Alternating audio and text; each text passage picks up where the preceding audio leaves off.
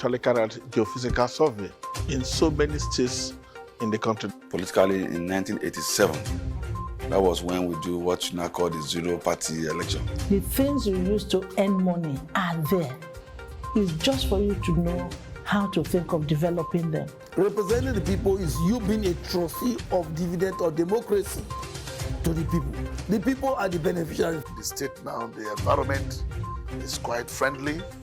The foundation has been laid for even foreign investors, other investors within the Nigerian economy to come in.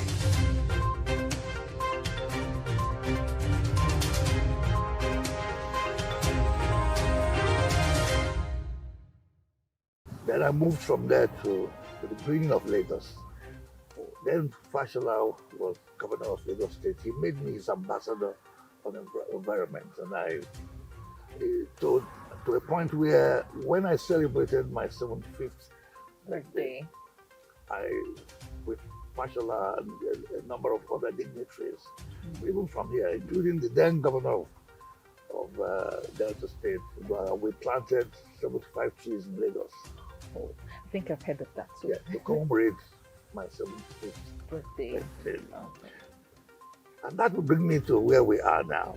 Because when Oduagha, the Governor Oduagha, His Excellency, made a speech on that day that he was following my activities in Kano, in Abuja, and now in Lagos, that I was yet to do anything in my home state. Delta State. So when I got the endorsements, again, that's another story of building a monument for Nelson Mandela. I came straight to the then governor to say, Your Excellency, you remember your speech? He said yes. And that was how he allocated this piece of land to us to start. And at that time, Nelson Mandela was going to be 95. And that was how we now. While we were coming in, we saw the 95 trees. Yes, that's right. Yes. So they're all big trees now. And again, it's part of that sustainable development initiative, because we all must.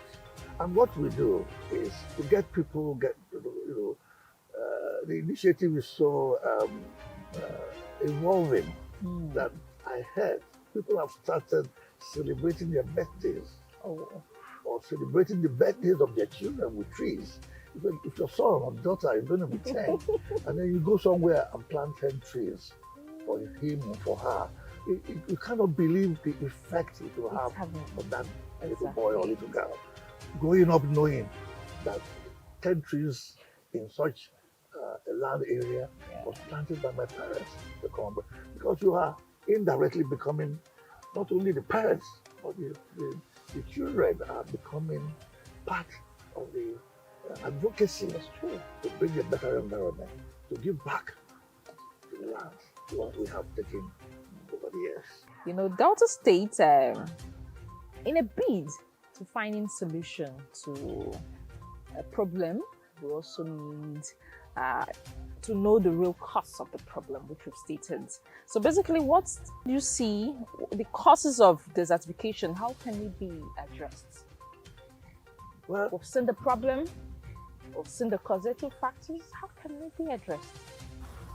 Well, science is telling us that global warming is partly, if not wholly, responsible for the degradation that we have, and it's the degradation that is bringing about, let me get closer to home, the floods. Look at the floods we had last year. In some places it could be drought. We've had a lot of drought. In some places it could be bushfire, and it's all over. It's all of these are coming on the heel of degradation of the environment. Going back to what I tried to talk about earlier on, about the way we have continuously abused the land, abused the environment. I think Delta State, since my coming back to Delta State, taking up the challenge that was made available to me then by the then governor, on coming back, I have, especially with the present administration, gone into partnership with the Delta State government in what I would call city renewal, Okay. which is a very important, because when the areas that are supposed to contain flood gullies, or areas that are meant to be flood plains, areas that are meant to be the canals taking the water from, when they have all been built on, there is very little you can do without destroying those homes.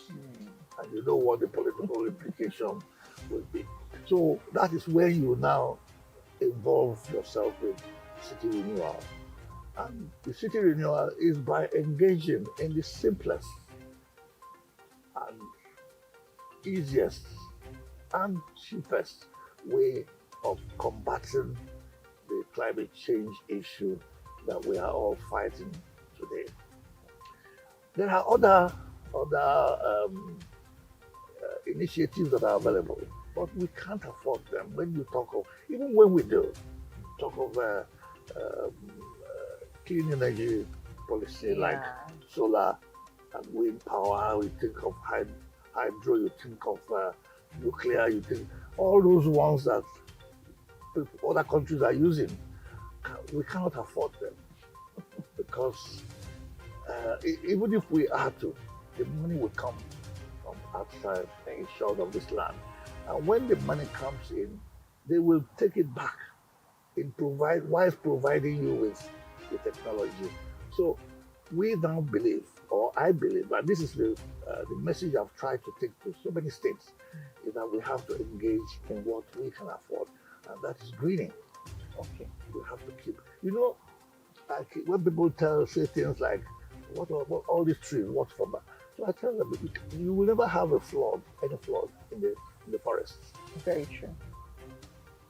But when you've taken the land, and you're taking all the nutrients in the land, you're taking all those things that absorb the rain when they fall, where do they go?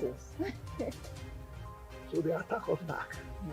So that's the kind of initiative that we are bringing about, fight against desert encroachment in partnership with the various organs of Delta State government to combat the degradation of the environment. Because I went on a roadshow along Summit. Recently? Yes. Okay. Not too long ago, and one of the things I did was, you know, along Summit, I don't know how well you know Asaba. At the beginning of Summit, you have a line of trees where all these cacao are parked. They park under the trees during a very hot day, because that's where they get their shade. Now, along there, I have tried to plant some other trees to provide a little bit more than what they have at the moment. But they trample on them and they care very little. So I went there and I brought all the cacao flowers together. And I said to them, "You're enjoying this beautiful shade provided by this. You know who planted them?" They were just looking at me. And I said, "Okay, don't you know that the ones we are now trying to plant in the next 5-6 years, they will provide you with, but why are you not taking care of them? Why are you destroying them?" You see, then they got the message. Of course. And I think from there things started. So that when you ask about what we have done, or what, it's not easy to see right away, because to plant a tree that will become part of the initiatives to combat climate change, global warming, it takes time for the trees to mature and give you the shade, and then combat the encroachment of the deserts. Okay, coming back to Delta State now. Delta State has about a population of over 5,636,000 in terms of population. What has the state done in terms of development? In terms of the environment, developing? Yes. Well, I see, like I said, we are collaborating with Delta State government here, especially here in the capital city. They tell me that if and when what we are doing is successful, they plan to extend the same initiative to other parts of the state. I have actually gone on a tour of almost all the local governments, and you'll be surprised to know that most of the community leaders that we encountered to talk about, they were all very ready to collaborate, to give land, to assist in. I did this tour with the then permanent secretary in the Ministry of Environment. So you can see they are also tackling the flood issue.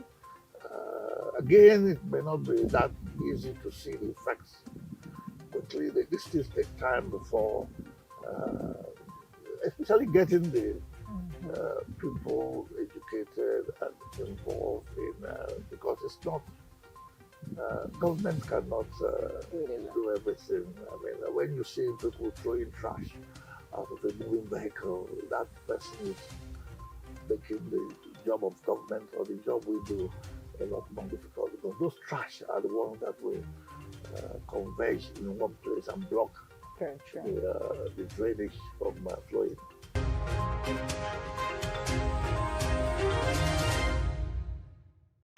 We tend to play host to some of our social, economic, and political leaders, their achievements, their involvement, and of course their works to the development of Delta State and Nigeria at large. My name is Isioma Adigwe. Welcome to the biggest personality television program, Delta Scope.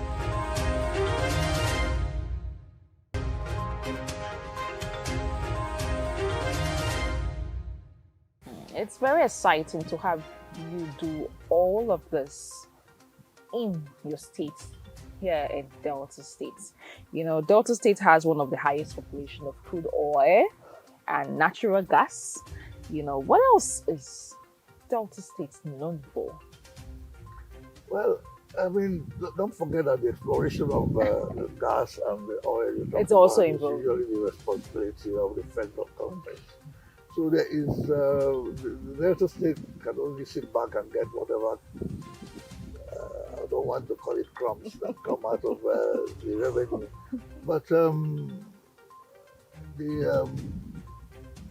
but I know that government can push the oil companies to do something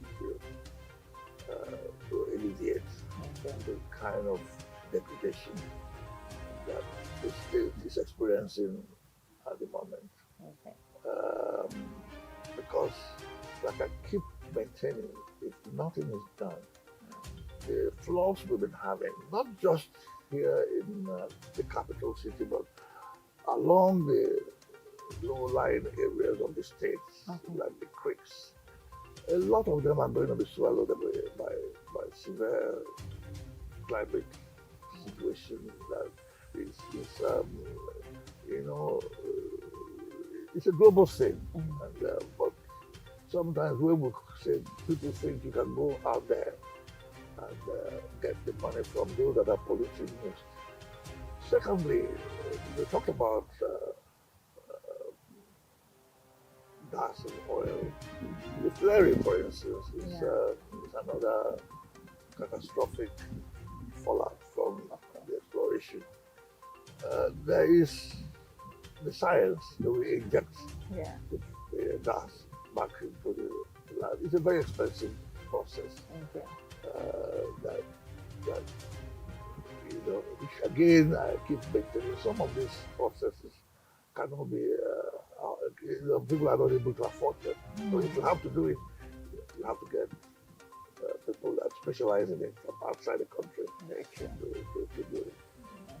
You know, you've said earlier that you partnered with the Delta State government on different administrations, His Excellency Dr. Emmanuel Ogbetodo, and even the present administration, Dr. Senator Ifeanyi Okowa. Senator Ifeanyi Okowa, yes. Of course, the new administration is on its way.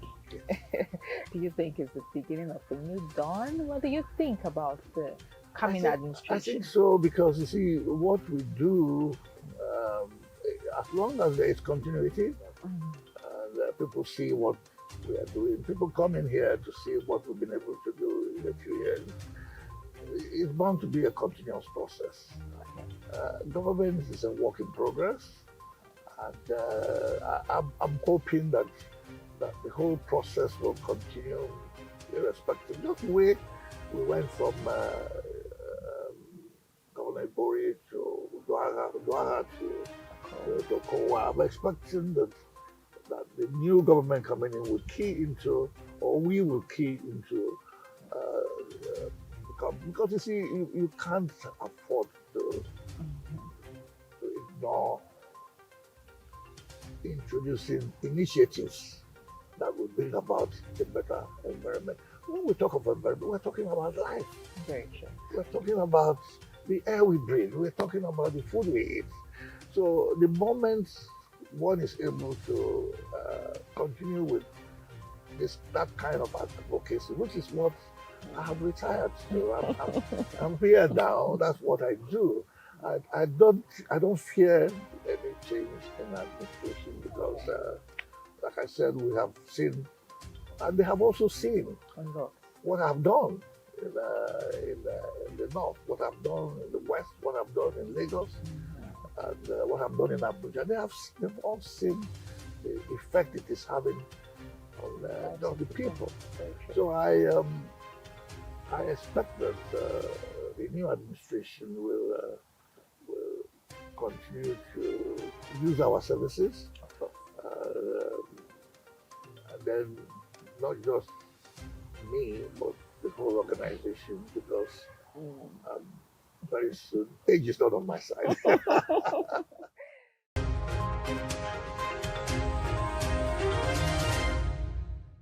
Wow, there's a whole lot of experience there from the desert warrior, our living icon, Dr. Jibunoh Nyothin.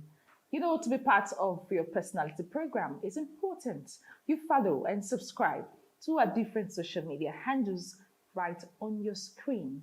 And on behalf of our producer, the entire production crew, I say thank you for riding with us on this particular edition of Delta Scope. My name is Isioma Adigwe. See you next week with a fresh package.